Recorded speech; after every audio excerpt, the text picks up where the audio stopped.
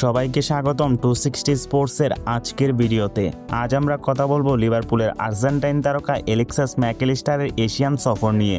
সাম্প্রতিক লিভারপুলের মিডফিল্ডার ঘুরতে এসেছিলেন এশিয়ার বিভিন্ন দেশে। তার সফরের অন্যতম আকর্ষণ ছিল জাপান এবং হংকং। সেই আনন্দঘন মুহূর্তের কিছু পিকচার ইনস্টাগ্রামে পোস্ট করেন, যেখানে দেখা যায় টোকিওর ব্যস্ত রাস্তার মাঝেও বন্ধুদের সাথে সময় কাটাচ্ছেন। ম্যাকঅ্যালিস্টার ক্যাপশনে লিখেছেন, Asian journey, thanks for your love and support, see you next time. মানে আপনাদের ভালোবাসা আর সমর্থকের জন্য ধন্যবাদ, আবার দেখা হবে পরের বার। অন্য ক্যাপশনে লিখেছেন তিনি, tour of Asia, thanks for the love and support until next time. মানে এশিয়ান সফর শেষ, ভালোবাসা আর সমর্থকের জন্য ধন্যবাদ। এশিয়ার এই সফরে ম্যাকঅ্যালিস্টারের সঙ্গে ছিল আরও কয়েকজন ঘনিষ্ঠ বন্ধু।